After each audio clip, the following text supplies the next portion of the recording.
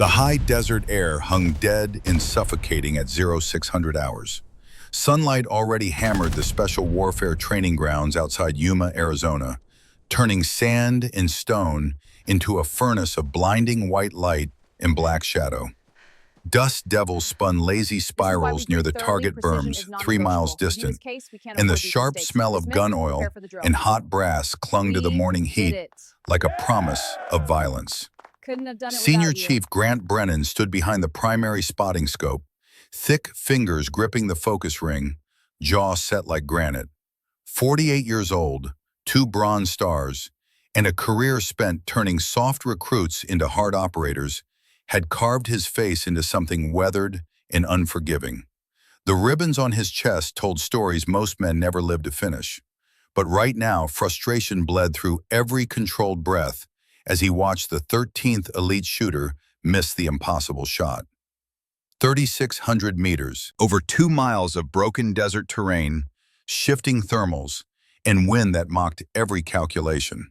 The target was just an E-type silhouette on a ridge that shimmered in the brutal heat haze, like a mirage designed by physics to humiliate excellence. Bullet drop at this distance measured in stories. Wind drift could shove around 8 feet off course. Coriolis effect, spin drift, atmospheric pressure, temperature gradients, a dozen invisible variables demanding perfection from men who thought they'd already achieved it. 13 snipers had tried. SEALs with confirmed kills from Fallujah, Force Recon Marines who'd stalked targets through Helmand Province, Special Forces snipers who could thread a needle at 1,000 meters in their sleep, Army Delta operators whose names appeared in no public record, the best long-range marksmen the United States military could produce. Every single one had failed. Brennan called the impact 60 meters long, 30 right, wind drift combined with elevation miscalculation. His voice stayed flat, professional, but the edge underneath could cut steel. Clear the line. The latest shooter, a SEAL from Team 7 with 3 deployments and a Silver Star, stood from behind the Barrett MRAD and shook his head. Sweat darkened his collar despite the dry heat. He'd yanked the trigger in the second stage, letting impatience ruin 2 seconds of perfect preparation. Classic mistake. Unforgivable at this level. Staff Sergeant Derek Maddox stepped up from the observation group, 32 years old, solid build wrapped in Army Special Forces fatigues, tribal tattoo climbing his neck like smoke. He'd taught snipers at Fort Benning and carried the ego that came with being called exceptional for most of his adult life. His own attempts had put 2 rounds within 100 meters of target, closest anyone had managed all morning. He knew it. Everyone knew it. Maddox glanced toward the parking area, and his expression shifted. Surprise flickering into something that looked like caution mixed with contempt. She walked toward the firing line like she belonged in a different world entirely. 29 years old, 5'7", lean in that quiet, unshowy way earned through real missions, not gym selfies. Dark hair pulled into a regulation bun so tight it could survive a firefight. Fatigues worn exactly where field experience leaves its mark. Sleeves, knees, the seat. A thin scar sliced through her left eyebrow, and she carried that particular stillness of someone who'd spent too many nights behind a scope where even breathing wrong could kill you. Petty Officer First Class Riley Voss stopped 30 feet behind the firing line, narrowed her eyes, watched the heat shimmer and dust spin. Her right hand drifted to her left wrist, fingers brushing something hidden beneath her sleeve. Then she stood completely still, observing, saying nothing. Maddox let out a low breath that could have been a laugh. Wrong range, sweetheart. Beginner qualifications are over at range 4. A few others chuckled. Quiet enough to seem like jokes, loud enough for Riley to hear every word. She didn't respond, didn't even look at him, just kept her eyes on the distant target, reading the mirage like poetry written in heat and light. Brennan checked his roster again, jaw tightening. Her name sat right there on the authorized list, but he had no idea why. No explanation, no background brief, Just orders from someone with enough stars to make questions dangerous. He looked at her, then at the gathered shooters, then back at the paper like it might explain itself. Voss, his voice carried across the range. You're on the list. What I don't know is why you're cleared for advanced precision trials. This isn't public relations. We're testing techniques for real-world deployment. Graduate level only. Riley met his eyes, calm, unreadable. The kind of calm that came from places most people never visited and fewer survived. I understand the standards, Senior Chief, and I also understand 13 shooters have tried 3,600 meters, and 13 shooters missed. Her voice came out soft and precise. No challenge in it, just fact delivered like a ballistic calculation. Maybe it's time for a different perspective. The temperature on the range dropped several degrees that had nothing to do with weather. Challenging a senior chief as a petty officer first class was social suicide in the teams, the kind of mistake that ended careers before they properly started. Maddox's smirk twisted into something darker, meaner, feeding on the tension like fuel. A different perspective. He stepped closer, voice dripping with mock politeness. What are you going to do? Rely on feelings instead of math? Maybe we should all hold hands and visualize the bullet hitting target. More laughter. Harder this time, the kind that drew blood. Riley's hand brushed the hidden compass tattoo on her left wrist, and something dark and weighty flashed in her eyes. Memory, grief, purpose, the intersection of all three. When she spoke again, her voice came out quiet and cold, from places none of them had ever been. I'm going to do what Captain Aiden Hale taught me. Read the wind, solve the variables, apply the fundamentals, then make the shot. Hale's name hit the crowd like a flashbang in a closed room. SEALs exchanged glances. Everyone here knew who he'd been. Legendary sniper. 300 confirmed kills across 4 deployments. Call sign North Star, because when chaos erupted and the world turned sideways, he was the one everyone oriented toward. Solid voice on the radio, calm hands under fire. The greatest shooter most of them would ever know. Dead 18 months now in mountains most Americans couldn't find on a map. Brennan's expression shifted, doubt giving way to something more complicated. Caution mixed with the faintest edge of respect. You trained with Hale? His voice softened just slightly. Served with him? Afghanistan, 2020, Joint Task Force in Koragak Pass. That alone should have ended the debate, should have silenced every question, should have earned her the benefit of doubt from men who understood what mountains and blood and impossible shots actually cost. But Maddox wasn't done. His voice slipped into a mocking drawl that made the insult worse than shouting. Oh, you served with him. Cute. Did you spot for him? Carry his ammo? Make him coffee? He looked around for support, found it in a few grins. Being near greatness doesn't make you great, sweetheart. It just makes you a bystander with a good story. Riley turned fully toward him. The movement was slow, controlled, deliberate. Something in her eyes, calm, lethal, remembering things that would break normal people, made Maddox take half a step back before he could stop himself. She spoke softly, but the promise inside her words felt terrifyingly real. I'm going to make that shot, Staff Sergeant, and when I do, you're going to accept that the person you tried to dismiss just outshot you and 12 others who thought precision was their birthright. Silence crashed across the range like a shockwave. Maddox's jaw clenched, face reddening, ego and anger fighting against the sudden cold realization that maybe, just maybe, he'd miscalculated something fundamental. Brennan looked like he wasn't sure whether to shut the whole situation down or let it blow wide open. 24 years as a SEAL had taught him how to read political weather. This was a storm, and being on the wrong side could end badly. A voice cut through the tension, female, authoritative, sharp as a blade. Senior Chief, Petty Officer Voss is here under direct orders from Captain Rowan Pierce at Nightfall Command. Lieutenant Commander Maya Reyes stepped forward from the observation area. Late 30s, naval intelligence, ribbons that included 2 Joint Service Commendation Medals from Syria operations. She'd been sent as an observer from SOCOM and had enough experience on joint task forces to recognize real skill when she saw it. She'd noticed how Riley's fingers twitched ever so slightly with each trigger pull from the other shooters, like she was making the corrections herself. Muscle memory responding to mistakes she could see before the bullets even flew. Reyes continued, voice cool and official. She's qualified on every weapons platform in the Navy inventory and carries advanced marksmanship instructor certifications. She is absolutely authorized to run this course.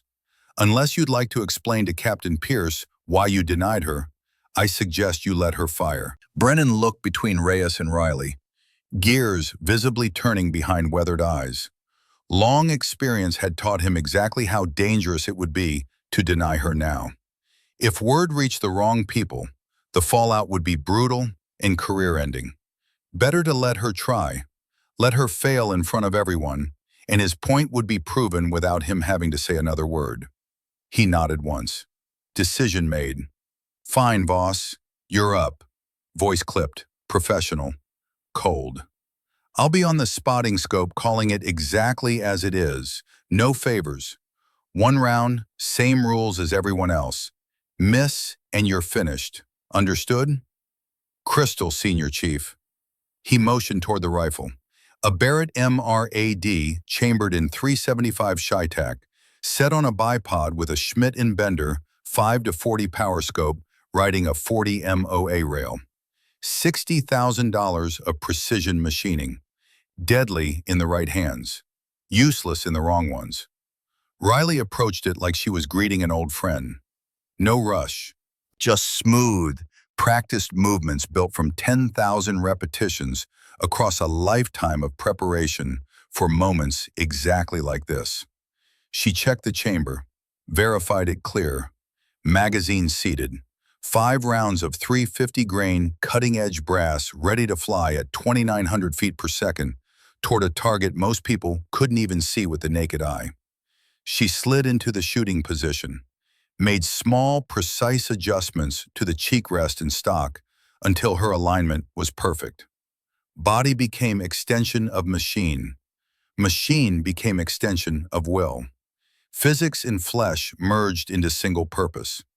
Maddox stood 15 feet away, arms folded, watching her with a smirk barely hidden behind professional courtesy. He leaned toward another SF sniper, voice just loud enough to carry. Diversity hire checking boxes. This'll be entertaining. Riley let the noise dissolve. Heat pressing down, eyes burning into her back. Every ounce of expectation and doubt carried by 13 men who'd already decided she didn't belong here. None of it mattered. She had faced worse on mountains where missing meant men died. This was just numbers in physics and breath control. What her father had drilled into her atop a milk crate in the Red Mesa Desert when she was 7 years old. What Hale had honed through years of mentorship and impossible shots and lessons paid for in blood. This was simply who she was. But first, memory called her backward. The past pulling at her like gravity she couldn't escape. Red Mesa, Nevada. Summer heat that could kill if you weren't careful. Riley Voss stood on an overturned milk crate, 7 years old, hands barely big enough to grip the scoped .22 her father placed in them. The rifle was almost as long as she was tall. Gunnery Sergeant Elias Voss, United States Marine Corps, knelt beside her. 40 years old, face carved by desert sun and combat deployments, eyes that had seen things he'd never speak about. 2 tours in Desert Storm, 1 in Somalia, scout sniper, the kind of Marine other Marines told stories about. He'd raised Riley alone after cancer took her mother when she was 4, raised her tough and kind at the same time, taught her to hunt, to read stars, to treat land like a map written in language older than words. The rifle is an extension of your mind, he told her, voice steady despite heat that made Mirage dance across empty desert. You don't aim at the target, you see the bullet's path before the trigger breaks. Count every factor: wind, distance, the earth turning beneath you. Follow the fundamentals, then let it happen. Tin cans lined a fence post 200 yards away, impossibly far for a child. Riley missed 17 shots in a row. Elias never scolded, never showed disappointment, just knelt beside her, adjusted her cheek weld, guided her breathing, taught her to read wind in grass and mirage in glass. By sunset, she knocked down 12 straight, and something inside her aligned. Precision, patience, physics, three elements forming single instinct. Excellence isn't beating someone else, Elias said as the sun painted desert red. It's beating who you were yesterday. Riley grew up in that desert, learned to read land like language, spent weekends with her father at remote ranges, practicing fundamentals until they became automatic. Breathing control, trigger discipline, wind estimation, the thousand small details that separated competent shooters from exceptional ones. Elias never pushed her toward military service, never demanded she follow his path, but the lessons were there, embedded in muscle memory and instinct, waiting for the day she'd choose what to do with them. When Riley turned 18, she enlisted in the Navy instead of following his Marine Corps footsteps. Not rebellion, strategy. The Navy offered the only real path for a woman who wanted to prove herself in combat roles that mattered. She crushed basic training, mastered at-arms qualifications, kept signing up for every tough school she could access. Close quarters battle, advanced long-range marksmanship, combat medicine. She collected qualifications like other people collected souvenirs, driven by a need she couldn't quite name. Like her father's legacy lived in her bones and demanded she prove something to ghosts. Elias watched her career with quiet pride, never doubted, never questioned, just offered advice when asked, and stayed silent when she needed to figure things out herself. He died 3 years into her service. Heart attack while hiking the same Nevada desert where he'd taught her to shoot. They buried him with full military honors. Riley carried his rifle, the same .22 from the milk crate, and fired the final salute. After that, something hardened in her. Focus sharpened, purpose clarified. She pushed harder, trained longer, sought out the toughest assignments in most demanding schools. Like proving herself to her father's memory, like showing him the lessons hadn't been wasted. Everything shifted when she met Captain Aiden Hale. Koragak Pass, Afghanistan, spring 2020, early morning light just starting to paint snow-capped peaks the color of old blood. Riley was attached to SEAL Team 3 as their designated marksman, providing overwatch for a high-value capture mission. It was supposed to be quick: hit the compound, grab the target, exfil before sunrise while darkness still offered cover. But intel had been dead wrong. The team walked straight into a coordinated ambush, executed with precision that spoke of professional training and advance warning. Riley's position was a ridge 1,400 meters away, paired with Captain Aiden Hale. 36 years old, 14 years in the teams, more confirmed kills than most operators dared count, and he treated her like a real professional when others still viewed her like a diversity experiment waiting to fail. He'd taught her the art beyond textbooks, ultra-long-range instinct shooting, the difference between hitting targets and reading invisible forces. Hale had noticed her during pre-deployment training, saw something in how she approached the rifle, how she calculated without hesitation, how she applied fundamentals when others improvised. He'd pulled her aside after one range session and said simply, "You've got the instinct. Let me show you how to refine it." For 3 months before deployment, Hale mentored her personally, shared techniques he developed across 14 years of combat operations: wind reading at extreme distance, mirage interpretation, environmental compensation, the art of making impossible shots through perfect application of imperfect data. He never treated her differently because she was female, never questioned whether she belonged, just taught her like he'd teach anyone with the talent and drive to absorb what he offered. That respect meant more than any medal. When the ambush kicked off in Korgak Pass, Hale dropped an enemy machine gunner at 1,600 meters, buying the assault team precious seconds. Riley was on the glass, calling wind and corrections with calm voice that didn't match the adrenaline turning her blood electric. They moved like a single organism, neutralizing threats, suppressing fire, keeping everyone alive through partnership built on trust and repetition. Then a sniper round smashed into Hale's chest, fired from high ground they'd missed, from distance that shouldn't have been possible. Blood exploded across rocks, and Riley was already on him, hands moving in full trauma mode, packing gauze, applying pressure, everything she'd been trained to do in situations exactly like this. But nothing slowed the bleeding. Nothing stopped what physics and metal had already decided. Hale locked eyes with her, terrifyingly aware, drowning in his own blood, but still present, still focused, still thinking 3 moves ahead, even as life drained into Afghan dirt. His hand clamped onto her wrist, the same wrist that would later carry ink in his memory, voice bubbling through blood as he forced words out with everything he had left. Finish it. Breath rattling, wet, failing.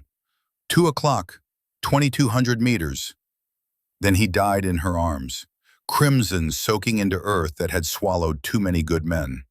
His eyes stayed open, staring at sky he'd never see again. Riley laid him down gently. The world narrowed into a tunnel of screams and radio chaos and automatic weapons fire that sounded like the end of everything. The assault team was pinned, bodies dropping. The enemy snipers still owned the high ground, still dealing death from distance that made him untouchable. She moved to Hale's Mk13 Mod 7 in .300 Winchester Magnum, settled behind it. Suddenly her hands were steady again. Training overriding grief, purpose overwhelming loss. She found the outcrop at 2 o'clock through glass, faint glint of scope catching morning light. Ghillie suit blending with rocks. More than 2 kilometers away, crosswinds gusting 15 miles per hour. 90-foot elevation shift. Dawn temperature falling as sun climbed. Coriolis effect nudging the round as Earth spun beneath her. Every variable screaming that this shot was impossible. She ran the math. Every lesson from her father and Hale firing through her mind like muscle memory, accessing data she didn't know she'd stored. She slowed her heartbeat through controlled breathing Elias had taught her when she was 7. Found the quiet space between beats where the rifle could speak without interference. Pressed the trigger during that perfect silence. The rifle kicked hard. 2.8 seconds later, the counter-sniper dropped. The team survived because she finished what Hale started. Riley carried his body down the mountain herself. Refused help even though her legs screamed and lungs burned, and every step felt like betraying him by still being alive. They awarded her a Bronze Star with Valor, but the report was scrubbed clean. No details, no acknowledgement. Hale had been tied into intelligence operations buried so deep they practically didn't exist. Her impossible shot, the ghost she'd killed. Everything vanished into whispers told only behind closed doors by men who understood what classification really meant. The weeks after Korogak passed in a fog, Riley went through debriefings with intelligence officers who asked the same questions 12 different ways, submitted to psychological evaluations designed to assess whether she was stable enough to continue operational deployments, attended memorial services for teammates who hadn't made it off that mountain. She didn't sleep well, kept seeing Hale's eyes, kept hearing his last words, kept replaying those 3 seconds between when he got hit and when she moved to help him. 3 seconds that felt like failure, even though logic said she'd done everything possible. 6 months later, she got the compass tattoo. Small, precise, professional. A tribute to Hale and his call sign, North Star. The point everyone oriented toward when the world went sideways. She requested instructor duty, away from black file missions, Away from mountains that remembered blood. She wanted to pass on what he'd taught her, make sure others were ready, ensure his knowledge didn't die with him. But ghosts don't care where the Navy sends you. She still heard Hale's last breath, still felt the weight of taking a life from distance, so extreme it felt like memory lying to her. Every day she carried the silence in her eyes, and the way her hand found that compass when guilt got heavy enough to crush normal people. Riley settled behind the scope at Yuma, and the present rushed back like a dam breaking. Brennan's voice cut through desert heat, professional, exact. Wind from west at 8, gusting 10, temperature 88, pressure 29.88. Mirage heavy at 2,000 meters, moderate at 2,500, light beyond. Target bearing 082, range 3,600, elevation plus 52 feet. She absorbed every detail. Westerly wind meant right push, but the gusts made it unpredictable. She'd either need to wait for a lull or dial for maximum correction and accept the variables. The elevation advantage was minor, slightly flatter trajectory arc. Small blessing. Riley peered through the scope. Magnified silhouette, barely a smudge against shimmering heat. She watched Mirage flow close to muzzle. Drifted left to right. Stronger at 2,000 meters. Less stable around 2,500. Harder to read past that. Just hints in terrain and moving brush that most shooters would miss entirely. Ballistics ran through her head like automated calculation. 320 MOA elevation after factoring the 40 MOA rail. Windage, 74 MOA right, plus Coriolis effect, plus spin drift, another 2.5 MOA. Environmental conditions, atmospheric density, humidity, temperature gradient from muzzle to target. She turned the elevation turret, each click deliberate, precise. Set windage to 74.5. Inhale for 4 heartbeats. Exhale for 6. Pulse slowing. World shrinking to crosshair and distant metal silhouette. Her finger began taking up slack when Maddox's voice cut across the range.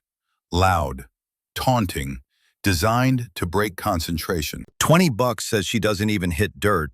Snickers followed. Male voices feeding off each other's contempt. Riley's trigger finger froze. Distraction detonated her focus like fragmentation grenade in closed space. Adrenaline spiked. Heart rate climbed. Thoughts scattered. She could feel everything pressing on her simultaneously. Brennan's cautious expectation. Reyes's faith. Maddox's contempt. 13 shooters watching her fail so their worldview could remain intact. And under it all, Hale's ghost watching from whatever place the dead occupy when the living invoke their names. Riley exhaled hard, lifted her cheek from the stock, reset completely. But adrenaline had already flooded her system, heart hammering, focus compromised. The shot she'd been building, perfect alignment of physics and will, had collapsed. She closed her eyes for 3 steady seconds. Forced breathing back to controlled rhythm. Found the quiet place her father had shown her 3 decades ago on a milk crate in Nevada desert. Reset. She got behind the glass again. Conditions had shifted. Wind settling into clean 9 miles per hour. No gusts this time. Actually better than before. Gift from physics if she could accept it without second guessing. She adjusted. 73 MOA now. Then returned to her breathing pattern. Slow, precise. Each cycle pushing noise further away until nothing existed except reticle and distant silhouette and cold certainty of ballistic mathematics. This time Riley shut the entire world out. Maddox's voice, Brennan's doubt, Reyes's hope, her own fear. All of it dissolved into background static that couldn't touch the single point of focus she'd spent a lifetime learning to create. Nothing existed except the crosshair, the shimmering target, the invisible path her bullet would fly. Her fingers settled on the trigger, eased through first stage, applied steady pressure into second stage. The rifle kicked hard into her shoulder, crack echoing across desert like rolling thunder. Recoil nudged her back, but she snapped immediately onto the glass to track the result. 4 seconds, the longest 4 seconds she'd ever lived. She tracked shimmer of mirage, waited for splash, for impact, for confirmation that physics had honored her calculations. Then the target jerked violently. Direct hit, center mass, clean and undeniable. Even from 3,600 meters away, the impact was visible through the spotting scope. Metal silhouette rocking backward from energy transfer. The entire range fell into stunned silence so complete that desert wind became deafening. Brennan's voice broke through finally, disbelief buried under professionalism honed across decades. Impact, center mass, confirmed hit. Someone behind Riley breathed a single word, holy, like they'd just witnessed a miracle or magic or something that shouldn't exist in the world of known physics. Riley cleared the rifle, made it safe, stood on legs that felt strangely weightless, like gravity had temporarily forgotten how to work. She turned to face the crowd, shock painted across faces, respect bleeding through cracks in certainty, amazement and fear mixing in equal measure. In Maddox's eyes, something that looked like his entire worldview shattering in real time. Reyes wore a grin she couldn't hide if her career depended on it. Brennan looked like the world had tilted under his boots, and he was still trying to figure out which direction was up. Maddox's jaw hung open. Color drained from his face like someone had pulled a plug. All that arrogance, all that swagger, all that certainty about who belonged and who didn't, evaporated. Riley met his stare, held it, let silence speak louder than any words could manage. Then she said calmly, voice carrying across desert heat, "Looks like you owe someone $20, Staff Sergeant." The aftershock of Riley's shot rolled across the firing line like a pressure wave. 15 full seconds where nobody said a word. They all stared at the steel downrange, the digital confirmation board flashing impact data, and the quiet woman who had just succeeded where 13 elite warfighters had failed. Brennan finally moved. He stepped away from the spotting scope, each footfall deliberate, expression unreadable, in that way senior NCOs perfected after decades of hiding what they actually thought. Then he walked directly toward Riley and offered his hand. "Hell of a shot, petty officer. Absolutely textbook." Riley shook his hand, steady, no triumph in her expression, just the same calm she'd carried since arriving. "Thank you, Senior Chief." Brennan held her gaze for a moment longer, reading something there that changed his entire calculation about who stood in front of him. "Where'd you learn to read wind like that? That's not something they teach in any standard course I know." "Captain Aiden Hale, Senior Chief." Riley's voice stayed even, but something softened around the edges. Memory-given voice. "He taught me to see what the mirage is actually saying, not what I want it to say." Brennan nodded once, slow, deliberate. Every trace of doubt on his weathered face disappeared into something harder to define. Respect, maybe, or recognition that he'd made assumptions that didn't survive contact with reality. "I owe you an apology." His voice dropped low enough that only Riley and the closest observers could hear. "I made assumptions that don't matter. Competence does, and you just put yours on display in a way that can't be argued." Before Riley could respond, Maddox blurted out desperate words that came too fast. "No way. That had to be.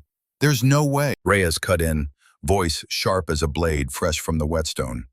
"Staff Sergeant, choose your next sentence very carefully. We all just watched her hit what you and a dozen others couldn't. Unless you have proof of cheating, which would be a serious accusation requiring serious evidence, I recommend closing your mouth and learning something." Maddox's face turned deep red. He searched for backup among the other shooters and found none. Not even from his own SF teammates. They were all looking at Riley with expressions that ranged from respect to disbelief, to the uncomfortable realization that everything they thought they knew had just been challenged by empirical evidence. One shot doesn't prove anything, Maddox muttered, voice losing conviction with each word. Anyone can get lucky once. Brennan's voice dropped to winter cold, the kind of temperature that made smart people stop talking immediately. You want her to do it again? He let the question hang in desert air like a challenge to physics itself. Then he turned to Riley. Voss, you've got one round left in that magazine. Make it count. Riley met Brennan's gaze, read the challenge there. Not hostile anymore. Honest. He wanted to know if she was a statistical anomaly or the real thing. Whether that first shot was lightning in a bottle or repeatable skill honed across years of dedication. She gave a simple nod and stepped back to the rifle. This time she didn't need extensive preparation. She already knew the conditions, already understood the rifle's personality.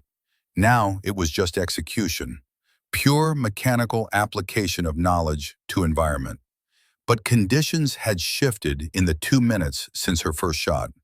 New wind values, new mirage patterns, those invisible variables that separated legends from people who got lucky once. Riley settled back into position, recalculated from scratch. The wind had eased to a steady 7 miles per hour, more controlled than before. She dialed one minor windage adjustment. 71 MOA now. Controlled breathing. Inhale, exhale. Find the quiet spot between heartbeats where the rifle could speak without interference from biological noise. Press the trigger. The rifle barked again, sharp, violent. Recoil punching into her shoulder like a familiar friend, reminding her of the cost of precision. 4 long seconds of bullet flight, then another impact. Clean, undeniable. Brennan's voice carried a note of stunned respect he couldn't quite hide anymore. Center mass. Second confirmed strike at 3,600 meters. The silence shattered. One SEAL started clapping, slow at first, then faster. Others joined in. Even a couple of Maddox's teammates nodded like they couldn't deny what they just witnessed with their own eyes. 2 consecutive hits at 3,600 meters wasn't luck, wasn't chance. Wasn't environmental conditions aligning perfectly. That was mastery. Pure, undeniable, world-class precision earned through years of work nobody saw. Riley cleared the Barrett, stood. Her hand drifted instinctively to her left wrist, brushing the compass tattoo hidden beneath her sleeve. A tiny, private smile appeared and vanished in the same heartbeat. For Hale, for her father, for every person who'd believed she could become this. That's when the Navy commander Riley didn't recognize emerged from the parking area. Tall, late 40s, aviators reflecting desert sun, command ball cap. He carried himself like someone who answered directly to admirals and didn't waste time on anything that didn't matter to national security. Senior Chief Brennan. His voice carried authority that needed no volume. Brennan instantly straightened, decades of military bearings snapping into place. Yes, sir. They stepped aside, talked quietly. Riley watched Brennan's body language shift from neutral to surprised to something that looked almost uneasy. Whatever the commander was saying, it changed something fundamental in how Brennan saw the situation. Then the commander approached Riley directly. Petty Officer Voss, Commander Victor Aldridge, Development Group Liaison, need a word. Riley's stomach dipped. DEVGRU. SEAL Team 6. That meant someone with serious clearance had pulled her classified file, had looked at operations that weren't supposed to exist in any official record, had connected dots between a petty officer first class and missions that remained redacted even in classified databases. Aldridge motioned her away from the others. When they were alone, standing in shade cast by an equipment truck, he spoke low and direct. I'll be blunt. Senior Chief just watched you make 2 back-to-back extreme-range hits under observation. Statistically, that's not something we expect from conventional Navy personnel. He paused, gave her a look that said he already knew the truth and was just confirming details. So I made a call, reviewed your record, saw Korigak Pass, the 2,200-meter engagement, the Bronze Star with Valor. Another pause. Respectful this time. I'm not going to expose sensitive history to this crowd. That would violate operational security and your privacy. But I will brief Senior Chief Brennan enough to stop any more doubt about why you're here. That work for you? Some of the tension melted from Riley's muscles. He wasn't here to put her on display like a trained animal, just to shut down the noise so she could do her job without constantly fighting upstream against assumptions. Yes, sir. Thank you. Aldridge nodded once. You earned this, Voss. Don't let anyone tell you different. He returned to Brennan. Short exchange. Quiet words Riley couldn't hear but could read in how Brennan's posture changed, how his expression shifted from cautious respect to something more protective. Professional courtesy between warriors who understood what classified really meant. When Brennan came back, he carried himself differently. Less like someone grudgingly accepting orders, more like someone who just learned critical information that reframed everything. He raised his voice, projected across the range. Listen up! Conversation stopped. Every shooter turned toward him. You just witnessed Petty Officer Voss land 2 precision shots that exceeded everything we expected out here. I've been briefed on some of her operational history, none of which I'm authorized to discuss. He let that sink in. Let them understand that classification meant something real. What I can tell you is she has real-world combat experience and has been trained by one of the best snipers our community ever produced. Brennan looked directly at Riley, then back at the assembled shooters. From now on, she isn't just another student. She's a resource. Anyone who wants to learn how to hit what she just hit will treat her with the respect her skill demands. Clear? A unified, yes, Senior Chief, echoed back. Some voices more enthusiastic than others, but nobody argued, not after what they'd seen. Maddox stood frozen, emotions crashing through him like competing weather systems. Anger, humiliation, disbelief, the slow, painful realization that he'd been completely wrong about something fundamental. Finally, he stepped forward, stopped 3 feet from Riley. For a long moment, he just stared, ego stripped bare by empirical evidence he couldn't deny. When he finally spoke, his voice came out low and honest, raw in a way that suggested real internal struggle. I was wrong about you, Petty Officer. About everything. He swallowed hard. That was the most impressive shooting I've ever seen. I'm sorry. The words cost him. Riley could see it in how he held himself, like apologizing physically hurt, but he meant it. That much was clear. She gave him a small nod, professional. No triumph, no rubbing his face in the mistake, just acceptance. Apology accepted, Staff Sergeant. We're all here to learn. 3 weeks later, Riley stood at the front of a classroom at the Naval Precision Warfare School, Seabrook Base, California. 18 students sat in tiered rows facing her, the next generation of long-range shooters, SEALs, Marines, a few Army SF operators on exchange programs, 2 female students who'd heard rumors and wanted to see the truth for themselves. Somehow, everyone had started calling it the Voss course. Riley tried to shut that down, insisted it wasn't about her name, but the designation stuck anyway. Names had power. Reputations built on demonstrated competence carried weight.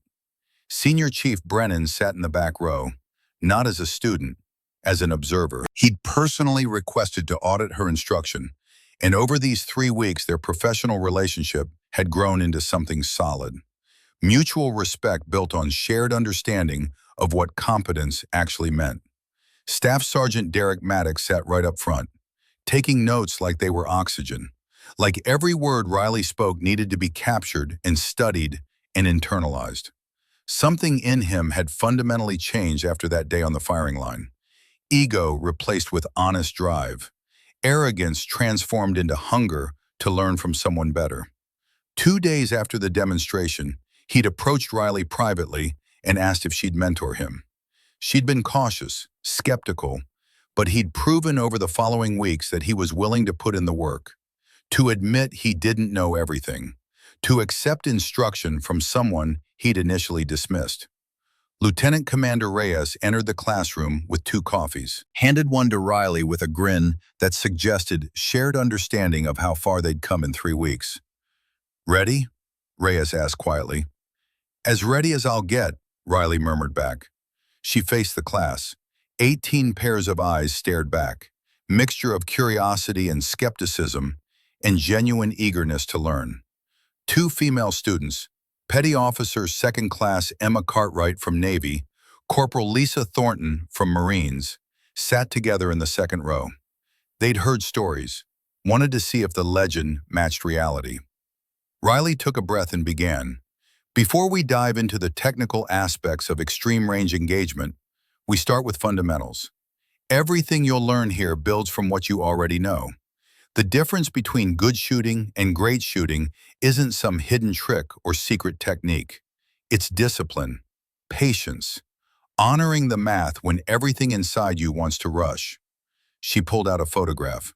Her and Captain Aiden Hale at a firing range, both grinning behind their rifles. Genuine smiles captured before mountains and blood changed everything. Riley held it up so everyone could see. This man was Captain Aiden Hale, call sign North Star, the best shooter I have ever known, and everything I'm teaching you comes directly from him. When I make a shot, I don't fire alone. His experience fires with me.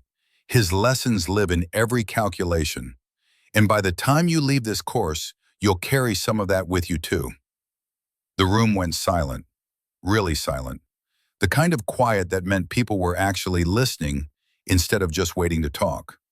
Riley continued, voice steady and clear. "Hale taught me that shooting isn't about beating the target. It's about beating yourself, your impatience, your ego, that urge to force a shot instead of letting the process work." She placed the photo down carefully. "The rifle doesn't care how you feel.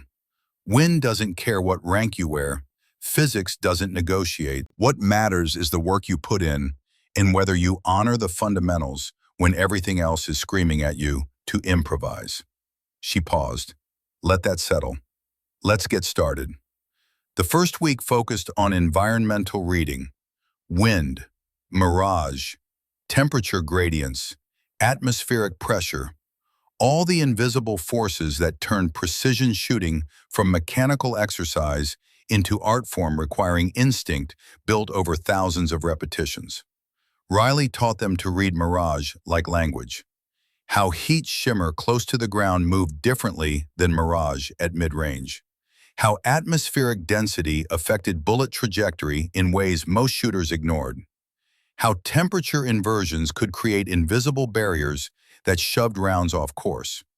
Cartwright was naturally gifted, but cocky. She'd pick up concepts quickly, then get impatient and skip steps. After one range session where she missed 3 consecutive shots at 1,200 meters, Riley pulled her aside. "You're rushing the application," Riley said simply. "You understand the concepts, but you're not executing them. You calculate, then second guess, then adjust based on instinct instead of data." Cartwright's jaw tightened. "My instinct is usually right. At 1,200 meters, maybe. At 2,200, instinct will get you killed or get someone else killed." Riley softened her voice slightly. "I'm not saying don't develop instinct. I'm saying build it on foundation of proven fundamentals first." Cartwright nodded slowly. "How long did it take you? To execute completely without second guessing?" "Years. Captain Hale used to say the learning never stops. You just get better at recognizing what you don't know." Thornton was technically proficient but hesitant. She'd second-guess herself even when her math was perfect. Riley recognized the pattern. Too much thinking, not enough executing what she'd already calculated. During a calculation drill, Thornton ran her numbers 3 times, got the same answer each time, then changed it at the last second based on fear instead of data. The resulting shot missed by 18 meters. Riley sat beside her. "Walk me through your calculation." Thornton did. Every step was correct. Math was solid. So why did you change your windage at the last second? Thornton's eyes glistened slightly. Because it felt wrong. The wind looked different through the scope than what my numbers said. And what did your numbers say? 12 miles per hour, left to right. And what did the wind actually measure? Thornton checked the anemometer data. 11.8 miles per hour, left to right. Riley let that sink in. Your calculation was almost perfect, but you didn't execute it. You let fear override data. She paused. I did the same thing for months after Korogak Pass. Every shot felt wrong. Every calculation felt suspect. You know what Captain Hale told me? Thornton shook her head. He said the rifle doesn't know you're scared. It only knows if you execute or fight the process. The work happens before you touch the trigger.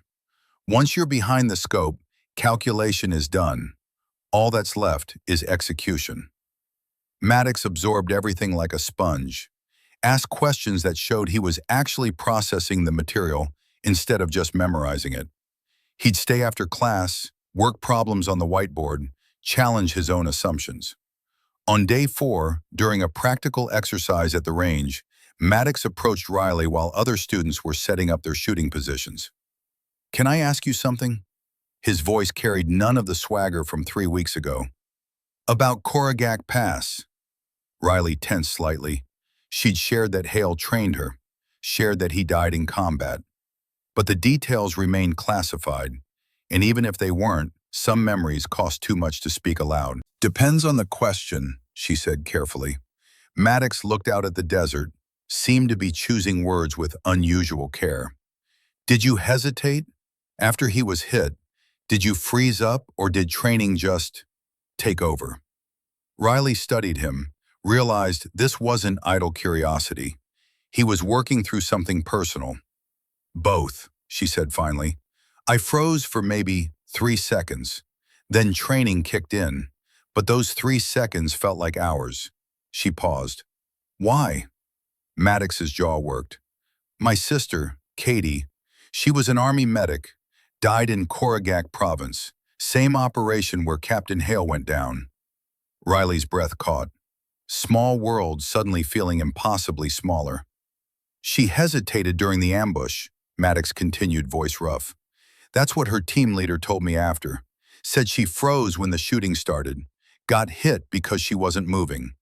He turned to face Riley directly. I blamed her for not being ready. Blamed the Army for putting her there.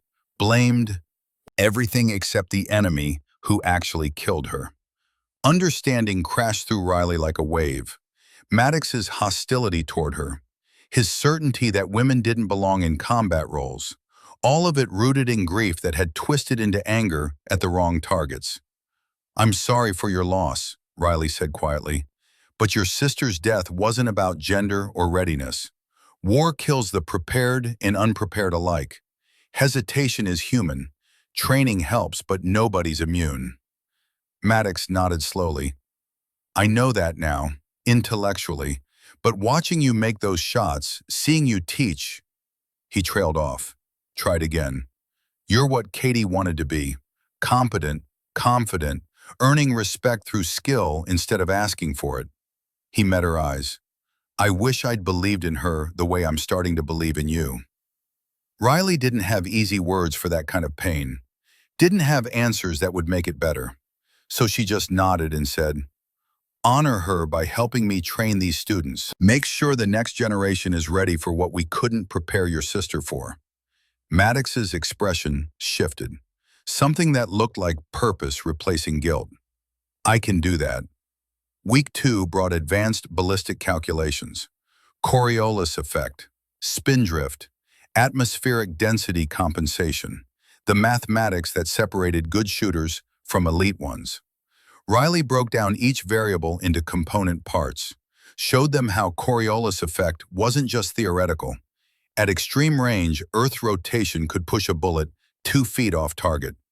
How spindrift accumulated based on barrel twist rate and bullet stability. How atmospheric density varied with altitude and temperature in ways that required real-time adjustment. She taught them to build firing solutions from scratch, No apps, no calculators, just knowledge and practice until the math became automatic. Thornton struggled with application under pressure. During timed exercises, she'd panic, second guess, lose confidence in calculations she'd already proven were correct. Riley pulled her aside after a particularly rough session where Thornton had missed 3 consecutive shots at 1,400 meters. "What's happening in your head right now?" Riley asked. Thornton's eyes glistened, frustration bleeding through professional composure. "I know the math is right. I've checked it 3 times. But when I get behind the rifle, something tells me I'm wrong, and I start changing variables, and then everything falls apart." Riley recognized the pattern. She'd seen it before. In herself, actually, right after Korigak Pass, when grief and trauma made her second-guess instincts that had kept her alive. "You're fighting yourself instead of executing the process," Riley said. "The work happens before you touch the trigger. Once you're behind the rifle, the calculation is done. All that's left is execution. But what if I miscalculated? What if I missed something?" Then you miss, and you learn from it. But changing your dope at the last second based on fear instead of data, that guarantees you miss. Riley softened her voice. "Captain Hale used to tell me, the rifle doesn't know you're scared. It only knows if you execute or fight." Thornton nodded, wiped her eyes quickly. "Can we try again?" "Absolutely." This time Thornton made her calculations, double-checked them, then got behind the rifle and executed without second-guessing. The round impacted 6 inches from center at 1,400 meters. Not perfect, but good. And more importantly, consistent with her calculations. Riley smiled. "That's it. That's executing the process." After class that day, Thornton approached Riley privately, nervous, like she was about to share something that mattered. "There's something I need to tell you," Thornton said quietly, "about why I'm here." Riley waited. "Captain Hale was my uncle, my mom's brother." Thornton's voice wavered slightly. "I didn't tell you before because I wanted to earn my place based on skill, not family connection." Riley felt like the ground had shifted beneath her. Hale had never mentioned having a niece, had never talked about family beyond surface details. "He told me before his last deployment," Thornton continued, "that if anything happened, I should find Riley Voss. That you'd finish what he started, that you'd teach me what he couldn't." The weight of that settled over Riley like physical pressure. Hale had known, had planned for his own death, had made sure his knowledge would continue through her. "He never told me about you," Riley said softly. "He wouldn't. Uncle Ethan was private about family. But he talked about you constantly in his letters, called you the silent one, said you had instincts that couldn't be taught, only refined." Thornton met Riley's eyes. "He believed in you before anyone else did, and he wanted me to learn from you because he knew you'd honor his memory by making sure others were ready." Riley's throat tightened. She touched her compass tattoo unconsciously. "We'll make sure you're ready," she said, "for him and for yourself." Week 3 brought everything together. Advanced range work combining environmental reading, ballistic calculation, and execution under stress. Riley pushed them hard. Night shoots with thermal optics, rapid engagement of multiple targets, shots from awkward positions. Every scenario designed to stress test their fundamentals. Cartwright excelled once she learned to execute her calculations without second-guessing. Her natural talent combined with disciplined process made her dangerous at range. Thornton's confidence grew as she proved to herself that the process worked, that executing fundamentals led to consistent results. The male students, solid professionals all, absorbed lessons and integrated them into existing skill sets. No ego, no resistance, just recognition that Riley knew things they didn't and was willing to share. Maddox turned out to be an exceptional spotter. His combat experience and natural attention to environmental detail made him perfect for calling wind shifts and mirage patterns. And his transformation from skeptic to believer gave him insight into what struggling students needed to hear. During the final week, Commander Aldridge returned with an announcement that changed everything. He gathered the class after morning instruction, stood at the front of the room with the bearing of someone delivering orders that came from much higher up the chain of command. In 2 weeks, Naval Special Warfare Command is hosting a demonstration for senior Department of Defense leadership. We're showcasing advanced precision capabilities. He paused. Let that sink in. The centerpiece will be extreme range engagement at 4,000 meters, unprecedented in peacetime demonstration context.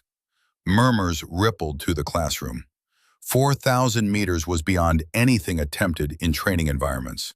That was operational distance, the kind of shot taken in actual combat when everything was on the line. Aldridge continued. Petty Officer Voss will lead the demonstration team. She'll select 2 students to join her. Every head turned toward Riley. Cartwright sat forward eagerly. Thornton looked terrified and hopeful simultaneously. Maddox watched with quiet intensity. After Aldridge dismissed them, students crowded around Riley with questions. Who would she choose? What was the selection criteria? Could they volunteer? Riley raised a hand. I'll make my decision in 3 days. Keep training. Show me what you've learned. That night, alone in her quarters, Riley stared at the ceiling and thought about stakes. This wasn't just about demonstrating skill. It was about proving women snipers were viable for Tier 1 operations. About validating everything Hale had taught her. About showing senior leadership that precision had no gender requirement. The pressure should have been crushing. Instead, it felt familiar, like mountains in Afghanistan where hesitation meant death and performance was the only currency that mattered. She thought about her students. Cartwright had raw talent but lacked the struggle that built mental toughness. Thornton had precision but needed confidence. The male students were all technically proficient. Any of them could make the shot under ideal conditions. But Riley wasn't looking for ideal. She was looking for people who could perform when everything went wrong. When conditions deteriorated, when pressure mounted, when failure had consequences beyond just missing a target. She thought about Hale, about what he would do. And the answer came clear. Choose the people who'd worked hardest to overcome their weaknesses. Select growth over raw talent. Pick students who understood that excellence was built through struggle, not gifted through natural ability. 2 days later, during evening instruction, Riley announced her decision. For the demonstration team, I'm selecting Corporal Lisa Thornton and Petty Officer Jamison Wade. Wade was a quiet SEAL, 26 years old, who'd been solid but unremarkable throughout the course. Technically proficient, consistent, the kind of shooter who'd hit within acceptable parameters 95% of the time. Cartwright's face fell, but to her credit, she nodded and didn't argue. Thornton looked shocked. Me? But I've struggled more than anyone. Exactly, Riley said. You've struggled and overcome. That's what I need. Someone who knows how to fight through doubt and execute the process anyway. Riley continued. Staff Sergeant Maddox will serve as spotter and coach. Maddox's eyebrows raised slightly. Then he smiled. First genuine smile Riley had seen from him. Thank you, Petty Officer. I won't let you down. I know you won't. The final week before the demonstration was intensive. They practiced at increasing ranges.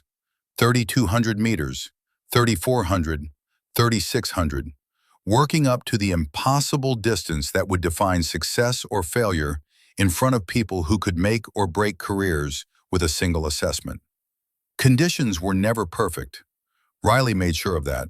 She scheduled range time during worst wind, highest heat, most challenging mirage.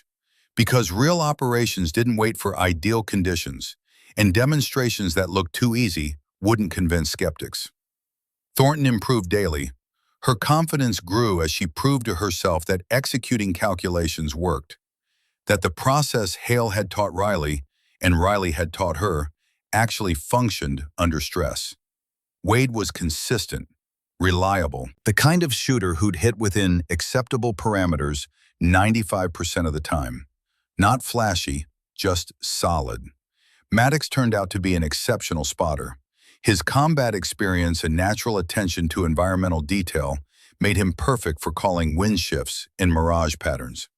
And his transformation from skeptic to believer gave him insight into what Thornton needed to hear when doubt crept in. The night before the demonstration, Riley sat with her 3 teammates on the observation deck overlooking the Pacific.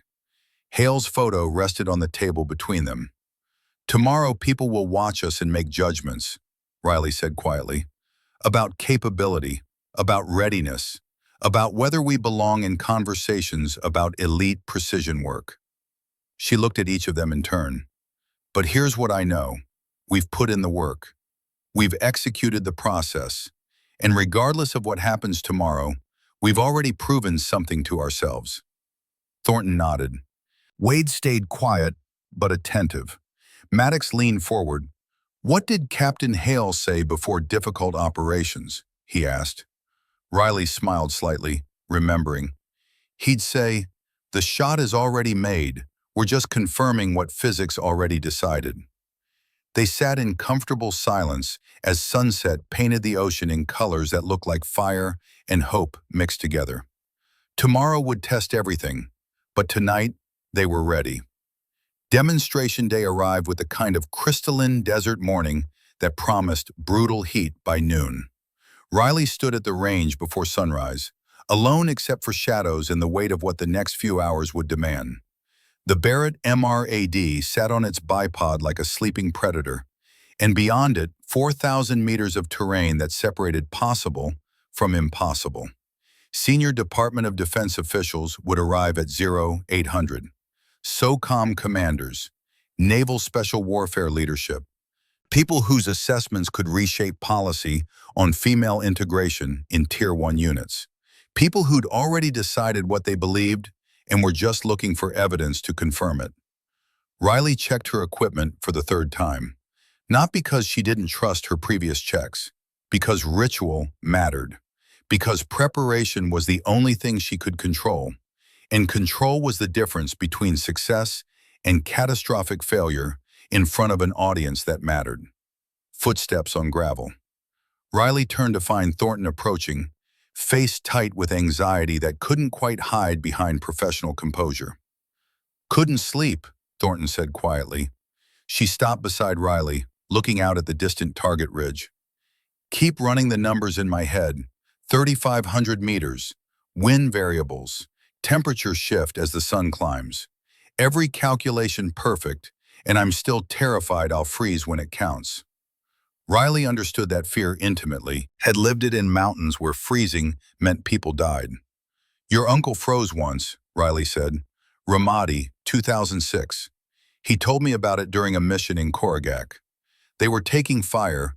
He had a shot on an enemy machine gunner, and for 3 seconds he couldn't pull the trigger." She paused. "You know what he said about those 3 seconds?" Thornton shook her head. "He said freezing meant he cared, meant he understood the weight of taking a life from distance.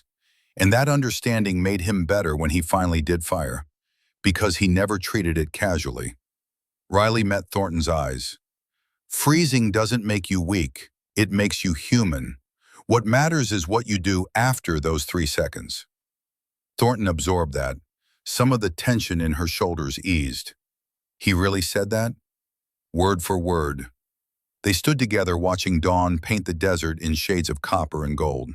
Somewhere in that direction, 4,000 meters away, a steel silhouette waited to judge them. By 0730, the team had completed their final preparations. Wade ran through his equipment check with methodical precision. Maddox tested the spotting scope, calling phantom corrections to familiarize himself with magnification and clarity at extreme distance. Thornton practiced breathing exercises, finding the calm space where performance lived. Commander Aldridge arrived with the observation party at exactly 0800. 3 DoD officials in civilian clothes that still screamed government. 2 SOCOM commanders whose ribbons told stories of decades in special operations. The Naval Special Warfare Commander, a 2-star admiral who'd come up through the SEAL teams and carried himself like someone who'd earned every scar. Senior Chief Brennan stood off to the side with Lieutenant Commander Reyes, both watching with expressions that mixed hope and concern.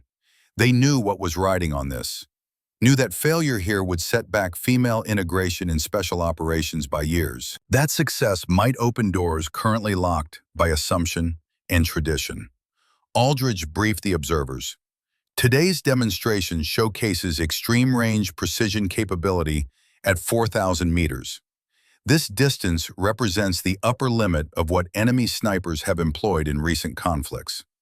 Our ability to match or exceed this range is critical for future operations. He gestured toward the team. Petty Officer First Class Riley Voss will lead the demonstration. She'll be supported by Corporal Lisa Thornton, USMC, and Petty Officer Jamison Wade. Staff Sergeant Derek Maddox, Army Special Forces, will provide spotting support. One of the DoD civilians, a woman in her 50s with silver hair and sharp eyes, spoke up. Petty Officer Voss, what's your operational background? Riley stood at attention. Ma'am, I've served as designated marksman on multiple deployments, including Afghanistan. My training includes advanced marksmanship qualifications and instruction from Captain Aiden Hale, callsign North Star. The woman's eyebrows raised slightly. She glanced at the SOCOM commanders, who nodded almost imperceptibly. Hale's name still carried weight in communities that understood what excellence actually cost. Proceed when ready, Aldridge said. The demonstration plan was straightforward. Wade would shoot first at 3,000 meters as a warm-up and calibration. Thornton would follow at 3,500 meters. Riley would take the final shot at 4,000 meters, the distance that would define success or failure. Wade positioned himself behind the Barrett. Maddox settled onto the spotting scope beside him.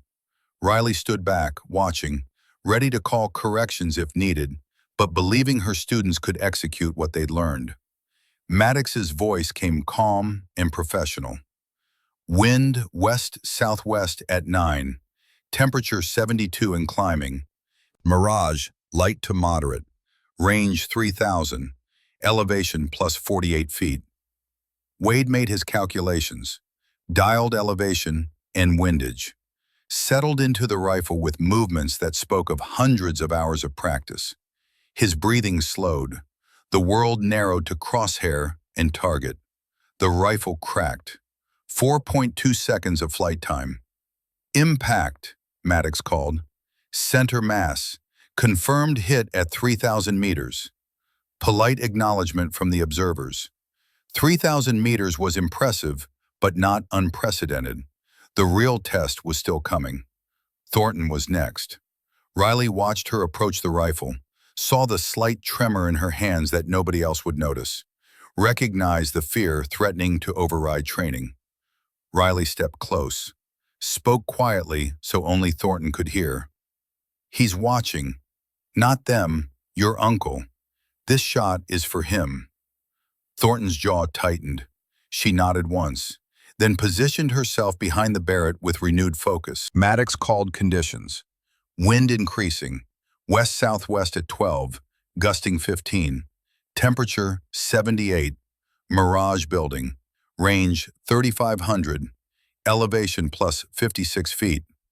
Worse conditions than Wade had faced. The gusting wind made calculations more complex, required executing math over instinct, because instinct would say, wait for better conditions that might never come. Thornton ran her numbers. Riley could see her lips moving slightly, working through the calculation. 360 MOA elevation, 87 MOA windage with the gusts, Coriolis effect, spin drift, atmospheric density.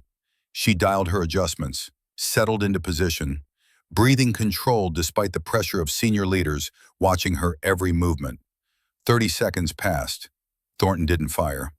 Riley saw what was happening, overthinking, second-guessing, the same pattern that had plagued her training.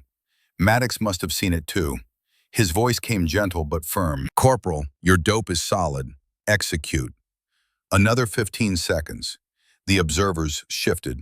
Someone cleared their throat. Impatience creeping in. Then Thornton's voice, barely audible. For Uncle Ethan. The rifle fired.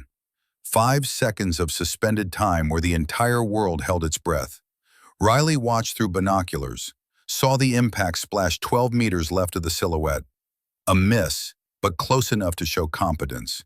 Close enough to prove the concept even if execution fell short under pressure. Disappointment rippled through the observation group. Quiet murmurs, exchanged glances that said what everyone was thinking. Almost doesn't count. Close isn't good enough. Thornton's shoulders sagged. She cleared the rifle and stood, defeat written across her face. But before anyone could speak, the SOCOM commander with the most ribbons stepped forward. Brigadier General Thomas Wexford, a legend who'd commanded JSOC operations across 3 continents. Corporal Thornton, his voice carried the rasp of a man who'd breathed too much combat dust. What was your wind call? Thornton straightened. 12 miles per hour gusting to 15, sir. West-southwest. And your hold? 87 MOA windage, sir. Wexford looked at his aide, who'd been tracking conditions with handheld instruments. The aide checked his data and nodded. Winds shifted to 18 miles per hour during her shot, sir. Straight gust. Wexford turned back to Thornton. So your calculation was correct for the conditions you observed. The environment changed during flight time. Yes, sir. That's not failure, Corporal. That's physics. He glanced at Riley. She gets another attempt.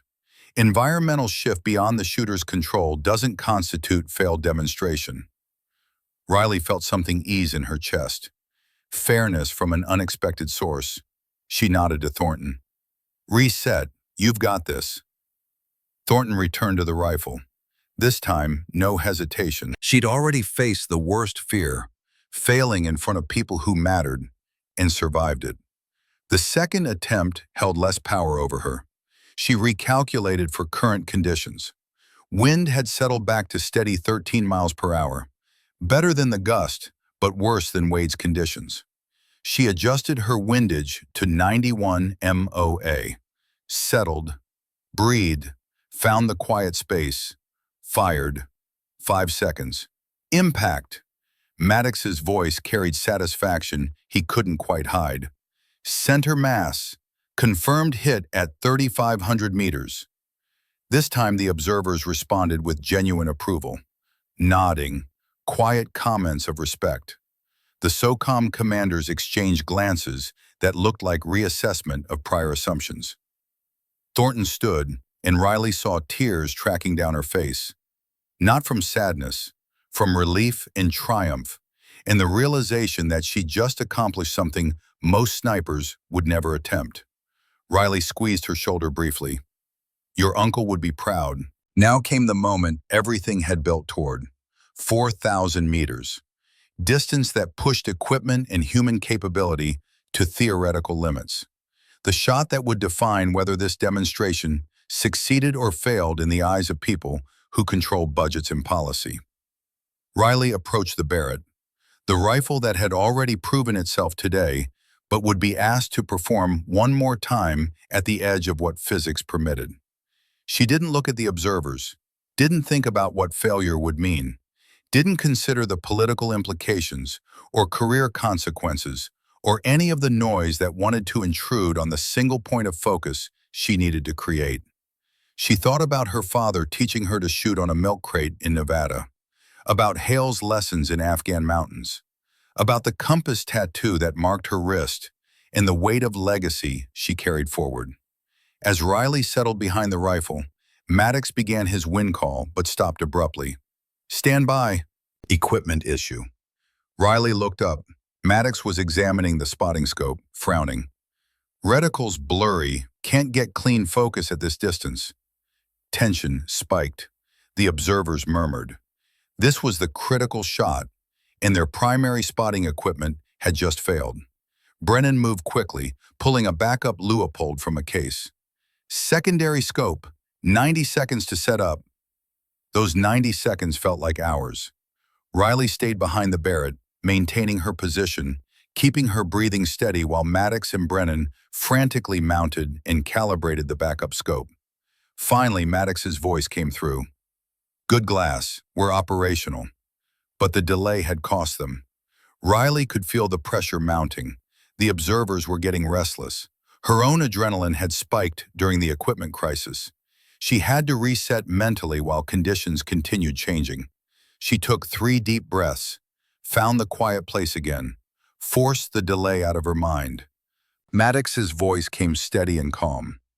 Wind west-southwest at 14, gusting 17. Temperature 86 and climbing. Mirage heavy at 2,000 meters, moderate beyond. Range 4,000. Elevation plus 68 feet. The worst conditions of the day. Wind inconsistent. Heat creating optical distortion. Equipment failure eating precious time. Every variable stacked against success. Riley ran calculations that had become second nature through thousands of repetitions. 420 MOA elevation after accounting for the rail cant. 104 MOA windage for the mean wind. But the gusts complicated everything. If a gust hit during the 5.1 seconds of flight time, the round could be pushed 20 feet off target. She'd have to time it. Wait for a lull in the gusting. Thread the needle between wind shifts. She dialed her adjustments, settled behind the rifle, stock perfectly fitted to her cheek, eye aligned with scope. Body became part of machine. Machine became part of purpose. The world narrowed. She could hear Hale's voice from years ago. Afghanistan, night before a difficult mission. The shot is already made, Riley. We're just confirming what physics already decided. She watched the mirage, read the wind and how heat shimmer moved across her field of view, felt the rhythm of gusts, 14 seconds apart, building, releasing, building again, waited for the lull. Her breathing slowed. Inhale for heartbeats, exhale for heartbeats, pulse dropping to 50 beats per minute. The quiet space between biological noise where precision lived. The gust released. Wind settled to steady 12 miles per hour.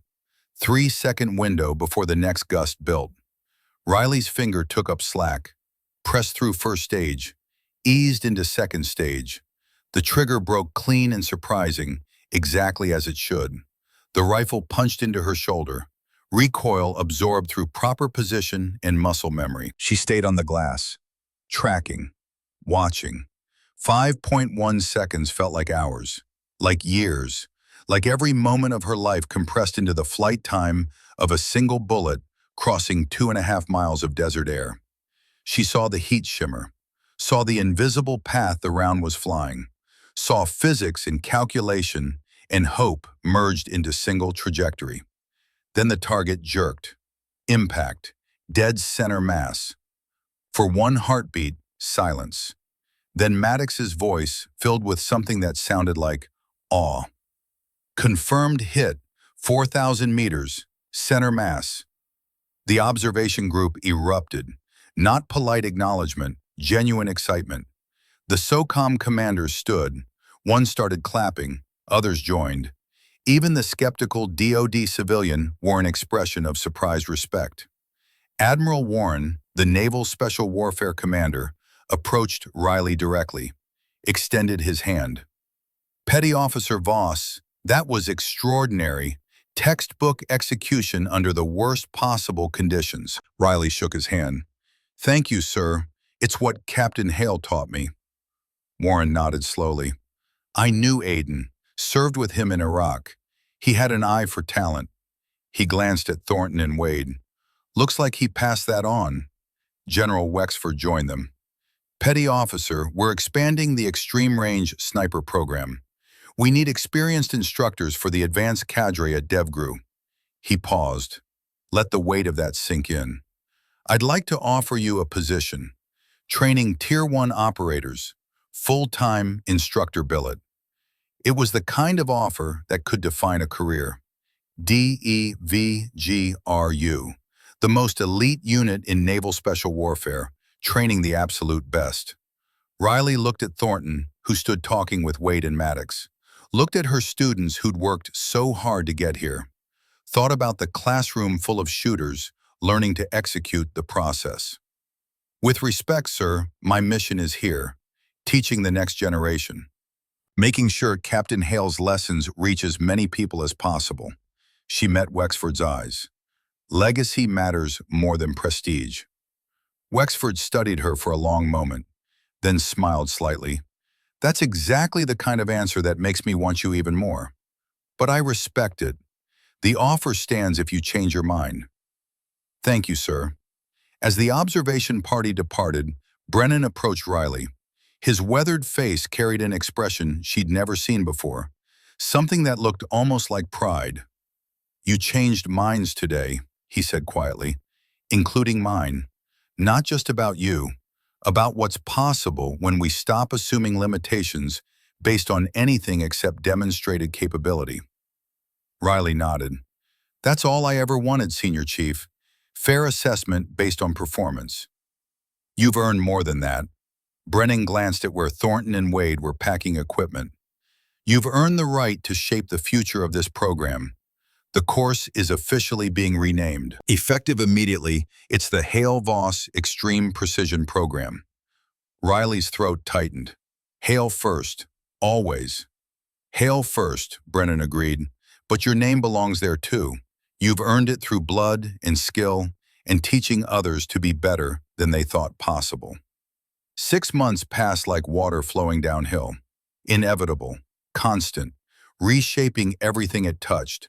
The Hale-Voss Extreme Precision Program expanded to 42 students. 12 were women, drawn by stories of what had happened on demonstration day. Stories that spread through military communities faster than official reports. Stories that said maybe, finally, competence was starting to matter more than assumptions.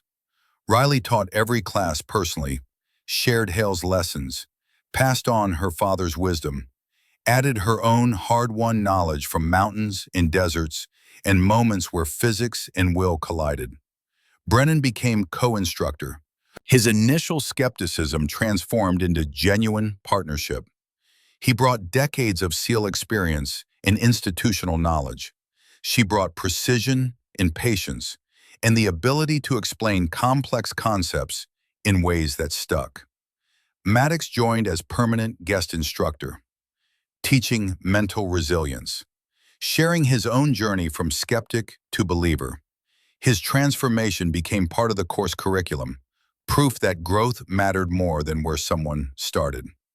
Thornton accepted a position as assistant instructor. Her struggle and ultimate success resonated with students who faced their own doubts. She could speak to the fear of failure in ways Riley couldn't, because her triumph was more recent and raw. Wade returned to his SEAL team, but came back quarterly to teach advanced ballistic calculations. Solid, reliable, the kind of quiet professional who made everyone around him better without needing recognition. Cartwright graduated and deployed to Afghanistan, where she made a 1,200-meter shot that saved a pinned-down Marine platoon. She sent Riley a message afterward. Executed the process. It worked. Thank you. On a clear Saturday morning, Riley drove to Arlington National Cemetery. Thornton rode beside her in the passenger seat, both women in dress uniforms, both carrying something precious. They walked through rows of white headstones until they reached the one that mattered. Simple, clean, elegant in its lack of pretension. Captain Aiden Hale, United States Navy SEAL. Call sign, North Star, 1984 to 2020. Thornton knelt and placed a photograph against the headstone, her instructor uniform, standing beside Riley at the range, both smiling, both carrying forward what Hale had started. Riley placed a challenge coin beside the photo, brass with compass rose engraving, custom made. On the back, simple words, the fundamentals never fail. They stood together, saluted, held it for a long moment. He knew, Riley said quietly, before he deployed to Korogak, he knew there was a chance he wouldn't come back. And he told you to find me because he wanted to make sure his knowledge didn't die with him. Thornton's voice was thick with emotion. He talked about you constantly, the silent one, he called you. Said you had instincts that couldn't be taught, only refined. She paused. He told me if anything happened, you'd finish what he started. Not just the mission, the teaching, making sure others learned what took him years to master. Riley absorbed that, felt the weight of it settle alongside everything else she carried. We're finishing it, she said, together. You, me, Maddox, Wade, every student who carries these lessons forward. That's how legacy works. Not one person, a chain of people lifting each other up. They stood in silence for several minutes, watching clouds drift across blue sky, listening to wind move through trees, feeling the presence of someone who'd given everything to make them better.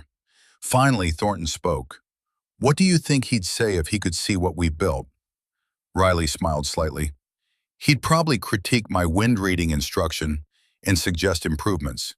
Then he'd buy everyone beers and tell embarrassing stories about mistakes I made in training. Thornton laughed. Genuine. Healing.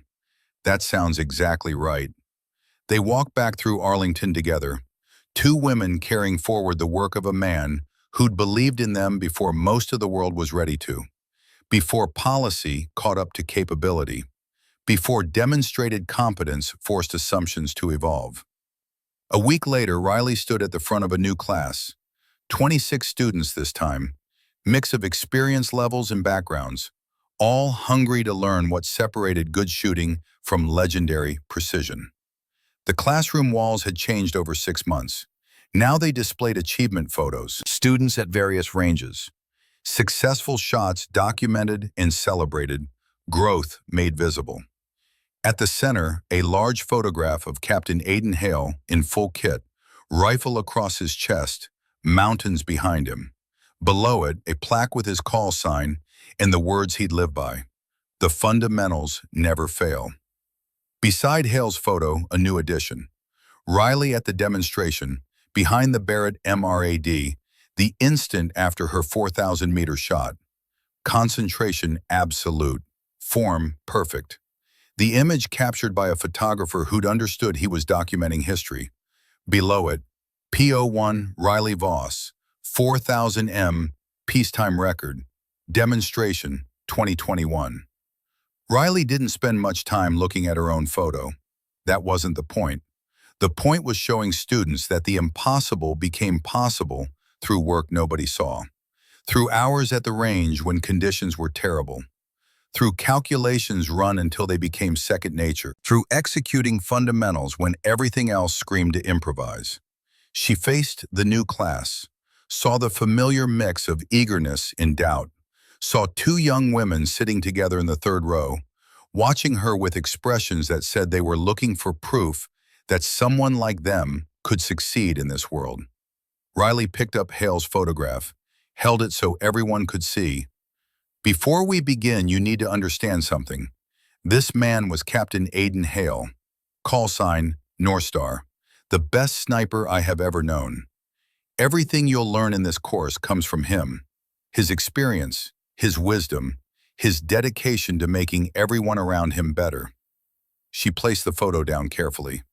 I'm just the messenger, the translator, the person lucky enough to learn from him before mountains took him away.